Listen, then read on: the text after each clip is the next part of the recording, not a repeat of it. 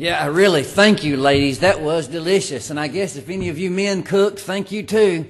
But your reputation precedes you, and everything that the Styles have said was correct. Thank you very much.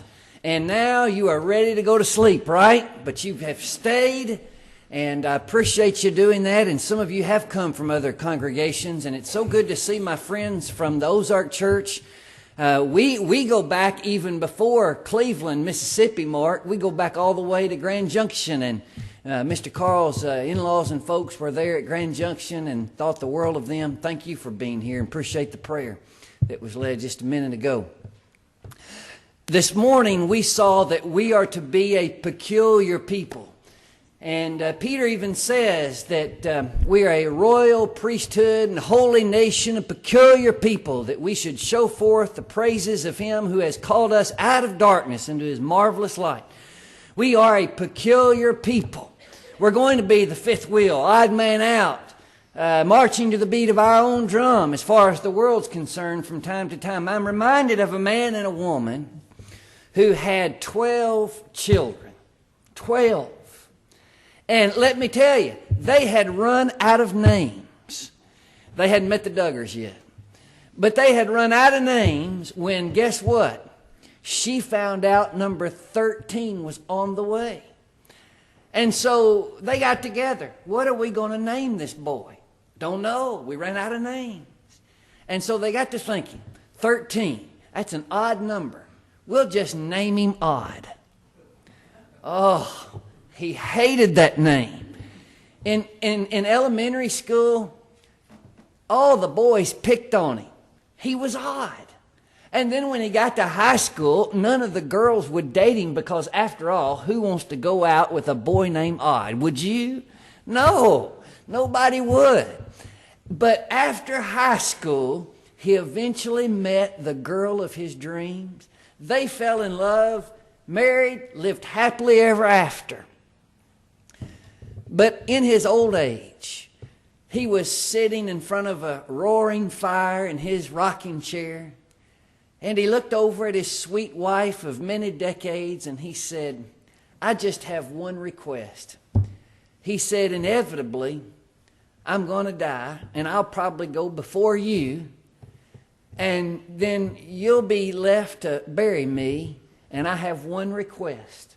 When you put me in the ground, and my stone is erected, you make sure that the only thing on that stone is my date of birth and my date of death. I don't want my name anywhere on that stone.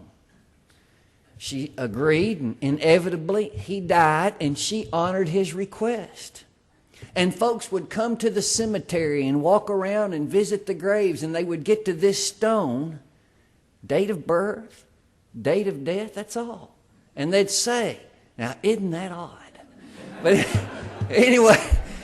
anyway, we're supposed to be odd. We're supposed to be peculiar, but not because there's something strange about us, but because we're trying to be good people and we're trying to follow in the steps of Jesus in an evil and dark world. And we saw this morning too that we can be impure before God for the ways in which we handle conflict.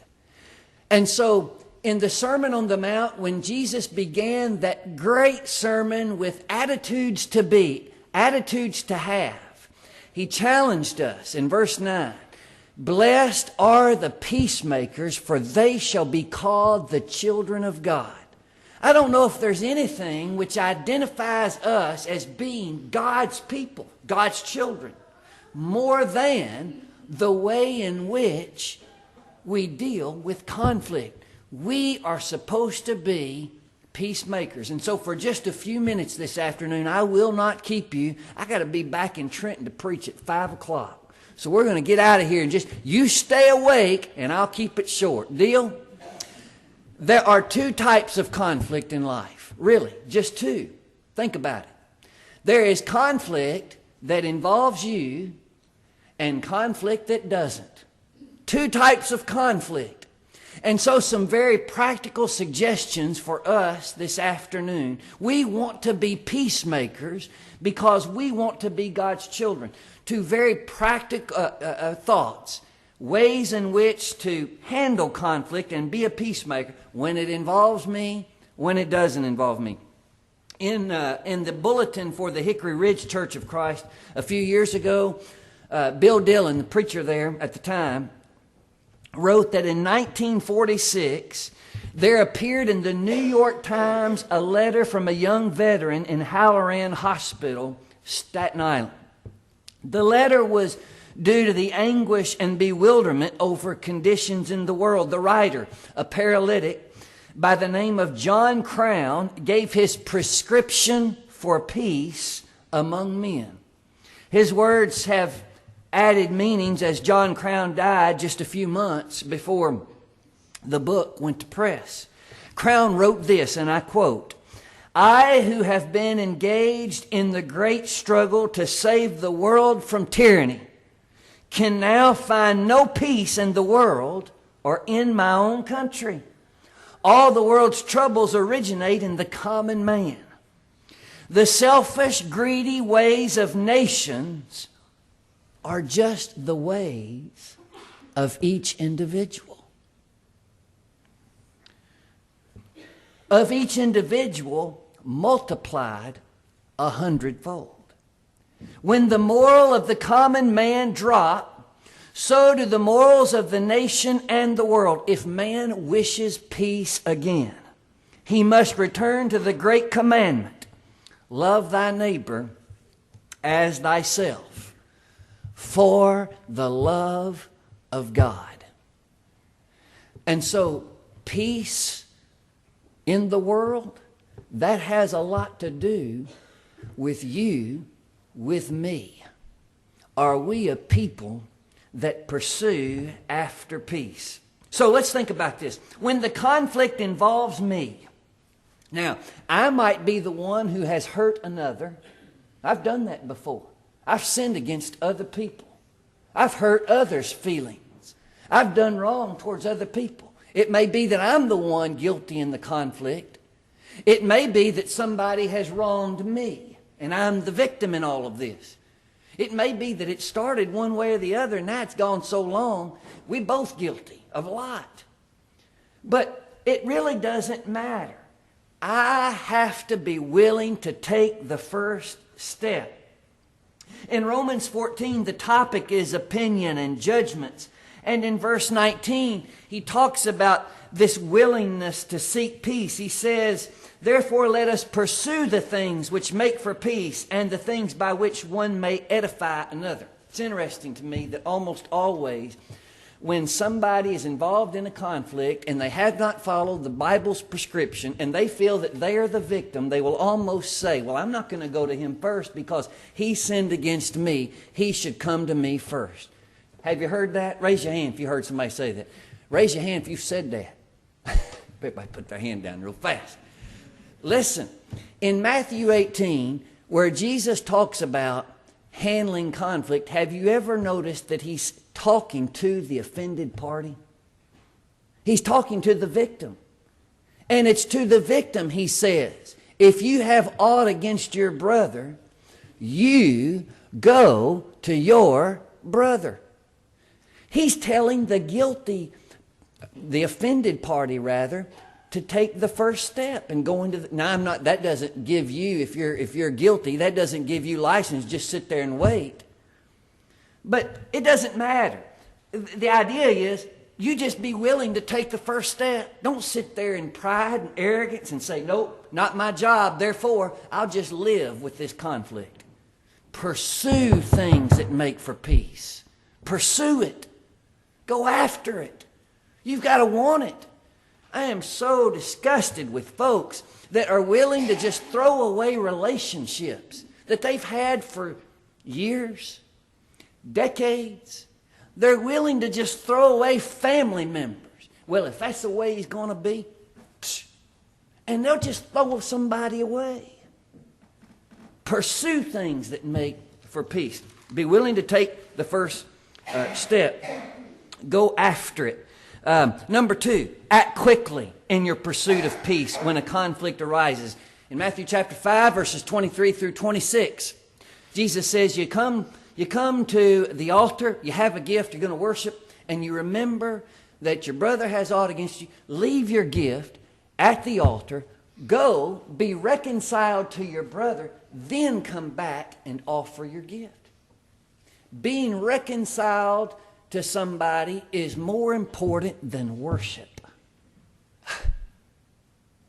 You get here to this building and you remember that brother so-and-so is really upset with you. Sister so-and-so really has a problem with something you've done. Before you come in here and sit down and try to worship together, go to a back room, sit down, and work it out. Act quickly.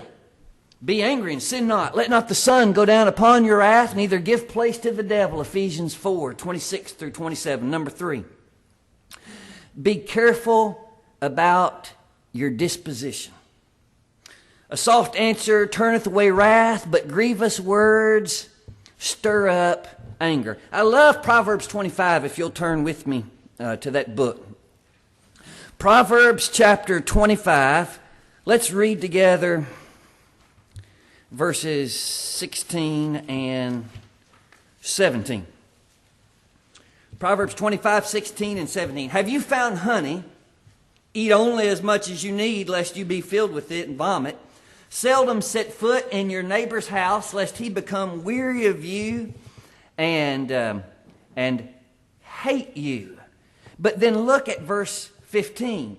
By long forbearance a ruler is persuaded, and a gentle tongue breaks a bone. You can say what needs to be said, and you can do it softly. You can say things which may be hard to hear, but without using grievous words and stirring up anger. The Lord frequently warned us about grievous words. You know, He said, if you call a man Reka, you're in danger of the judgment. He's talking about judgment of the Sanhedrin there. Fool, you're in danger of Gehenna, hellfire. You know what Reka means? How many of you have ever been driving and somebody pulled out in front of you and you laid on the horn and said, idiot? You ever done that? Reka. That's it. You stupid, empty-headed Reka. You better be careful when you start talking like that. That's what Jesus said. If you use that kind of language, you are endangering your soul. Don't talk like that. We don't talk like that. We're Christians. And so if you really want peace, would you talk? You say, yeah, I'll take the first step. I'll act quickly. And man, I'm going to give him a piece of my mind. That's not wanting peace, is it? Number 4, be willing to work at it. Persuasion is an art that often requires patience as much as anything else.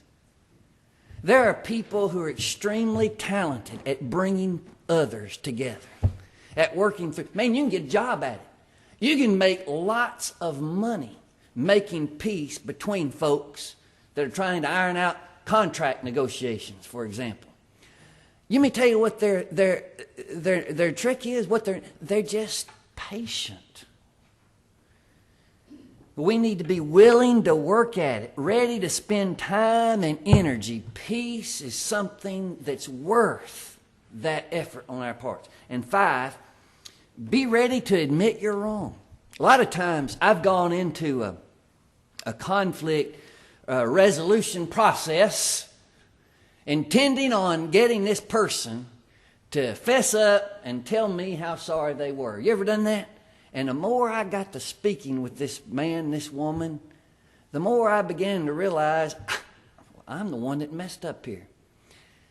Actually, that happens most of all when I speak to my wife and try to work out a conflict. I realize I'm the one that owes her an apology. That's what happens. If we're guilty, let's be ready to humble ourselves and say, I'm sorry. Okay, so if I want to be a peacemaker, there are 5 things that will really help me when the conflict involves me. But now, we are exposed to a lot of conflict where we're not really involved. Wouldn't you agree? Especially as a preacher, as elders. Elders are exposed to conflicts that don't necessarily involve them. So what does the Bible say about that? Number one, be slow to get involved at all. Are you still in Proverbs? Look at chapter 26, verse 17. See, we've got this mistaken notion in our minds that being a peacemaker means running out and find everybody that's fighting and get them to make peace. That's not what it means. Proverbs 26, verse 17, he who passes by and meddles in a quarrel not his own is like one who takes a dog by the ears. Now, dogs in Bible times are creatures that you don't mess with. You don't pet them. You don't feed them. You know, they keep away from them. They're scavengers. They're dangerous. Well, how many of you would walk by a man's yard and he's got some pit bull or Doberman or Rottweiler that's chained to a tree and got that big collar on and he's just lunging at you, just trying to get at you. He wants you bad. How many of you just walk up to that dog and grab that dog by the ears? That's about as foolish, isn't it? Foolish. You wouldn't do that. And Solomon says that's about how smart it is to go by and see two men fighting, quarreling about something, two ladies in an argument, and say, let me see if I can help y'all out with this. Foolish, foolish, foolish. Don't do that. Be slow to get involved in all. Not your business. Number one, you're not qualified. You're not qualified to help. Number two, neither am I. You know, Jesus had a man come to him and said, Lord, I need you to tell my brother to do right by my inheritance. And the Lord said, man, who made me a judge over you? Now imagine the Son of God saying to somebody, this quarrel is not my business. It's not my business. Jesus, the creator of the universe, the wisdom of the Lord, and for him to say, I'm not going to get involved in this one. Who am I to think I need to stick my nose in this conflict that somebody else has? So, Luke 12, verse 14. And by the way, not getting involved in another person's conflict means you're not going around asking about it all the time. And you're not going around telling other people about it. A lot of times, two folks, if left alone, they'll get it worked out. But then we start telling and asking, and lots of other folks get involved, and it makes it a lot harder for them to work it out. Let's leave each other alone. Number two, be slow to take a side. Proverbs 18, verse 17, the first one to plead his cause seems right until his neighbor comes and examines him. Here's what happens to me a lot. Folks will have a disagreement, and they think that if they can get to me first, I'll side with them. Well, I didn't realize that a long time ago. And so somebody'd come running to me, and they'd start telling me about some fight they had. I said, man, it's terrible he's treating you like that. It's terrible she did that to you. And then I'd go to the elders, and I'd tell them, you know what he did? You know what she did? And I said, that's just not right. We got to step in and do something about this. And then I'd find out the other side. Don't take a side till you've heard both sides. That's a dangerous thing to do. The first one to plead his cause seems right, but then his neighbor comes and examines him. Step number 3, okay, you're involved in a conflict that doesn't involve you. Well, first, you were slow to get involved. And number 2, you're slow to take a side. But then number 3, you say, look, I was slow to get involved, slow to take a side, but now I have a biblical obligation to take part in settling this dispute. And so now It's something I need to do. If that's the case, then follow steps 3, 4, and 5 from above. That is, behave, use kind words, be willing to work, and be ready to admit wrong in the process. But let's add a few thoughts. Number 4, be impartial. John chapter 7, verse 24. Judge not according to appearance, but do what? Make righteous judgments. If you are going to be a peacemaker, you don't side with this person because he's your friend. You be ready to tell your friend you're wrong. And don't side against this lady because she gets on your nerves. You be ready to stand with her and tell this other person you're wrong. If you are going to get involved and be so bold, make sure you're impartial. If you're not impartial, what good could you ever accomplish? You're just getting involved in a conflict and making a mess out of something. Be impartial. James chapter 2, don't show respect of persons. And here's the 5th and final thought. When the conflict does not involve you, but you have gotten involved with the best of intentions, and you've done your best to follow God's instructions, I just want you to be ready. Be ready. Prepare yourself to become the object of resentment from all parties involved. If it's a husband and a wife, and they're trying to work something out, and you find that you get involved, guess what? They may get together, but they're not going to like you anymore. It's the truth. That's one more reason to stay out of this. You see, Jesus challenged us, be peacemakers. If we're going to do that, we need to follow God's prescription for pursuing after things that make for peace. Peace. Freedom from strife, harmony, serenity, calmness, quietness. Peaceful, it means not quarrelsome, free from disturbance, free from calm. You ever been in a church and the moment you walked through the doors, you felt the warmth, the friendship, the love? That's what I felt when I first came to this place. When did you get married, Jessica? Bradley? Bradley, when was your wedding? Where is Bradley? Do you remember? Uh-oh. See, I'm not being a peacemaker. I'm stirring up strife. When I came for their wedding last summer, it was just so friendly. You could feel. I have been in churches, I know you have too, where the moment you walked through the doors and stepped into the foyer, you could cut the tension with a knife. You've been in those places? Oh, it's so difficult to worship God in that environment, isn't it? We treasure peace in the church. We treasure peace in our homes. Treasure peace in our communities and in our country. But it starts with you. You wanting peace and going about getting it God's way. God is not the author of confusion, but of peace. 1 Corinthians 14:33. He is the God of peace. Again and again in the Bible. Romans 15:33. 2 Corinthians 13:11. Philippians 4:9. 1 Thessalonians 5:23. Hebrews 13:20. The God of peace, Jesus, is the Prince of Peace. Isaiah 9:6-7. At Jesus' birth, the angels sang, "Glory to God on highest, and on earth peace among men in whom he is well pleased." Luke 2:14. Jesus came to make peace between man and God via the plan of salvation.